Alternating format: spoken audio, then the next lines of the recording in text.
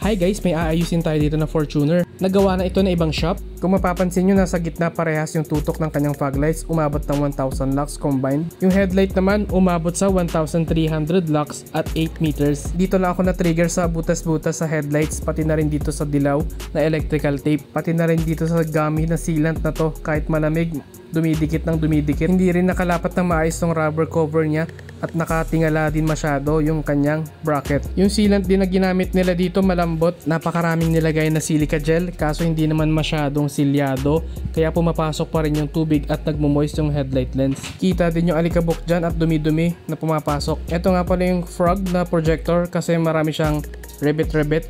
Papalitan natin to ng S45 by LED projector with laser high beam. May kasamang bracket yan, specific para sa Gen 1 na Fortuner. Nilagyan na natin ng vent patches yung mga butas-butas niya kasi ganyan naman talaga dapat. Mas pro tignan, di ba? Yung mga crack naman nilagyan na rin natin ng epoxy. Aayusin na rin natin tong wiring na ginawa nila at maglalagay ng panibagong harness. Gagawin din nating simple at plug and play yung mga sockets ng connectors para sooner or later kung sakaling may i-repair dito sa sasakyan, ditanggal lang yung ating mga connection. Yung fog lights nga pala na ginamit dito puro rivet din. Mukhang hindi matibay saka laging nawawala sa alignment. Yung ipapalit naman natin dito ay Q8 by LED projector fog lamps, 3000 Kelvin din. Yung bracket na kasama pang modelong Toyota, i-retrofit na lang natin yung kanyang mounting. Yung mga connectors naman natin ay plug and play lang. At ganito itsura pagka natapos na yung kanyang fog lights. Gusto kasi ng client natin na parehas na blue lens yung ikakabit na fog lights at headlights. Double check natin yung mga ilaw, lahat naman gumagana pati yung high beam function. Sa headlights umabot tayo ng 2,000 lux at 8 meters. Yung fog lights naman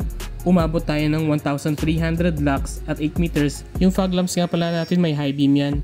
45 watts yan, 3000 Kelvin, golden yellow. Yung headlights, 70 watts each, dual high beam function, 6000 Kelvin. Yung fog lamp bracket natin nakatornilyo tapos meron pang kasamang reinforcement na adjust din pataas or pababa yung tutok ng ilaw. Kung interested kayo mag-avail ng ganito, i-message nyo lang ako sa Garage 58 Retrofit Works.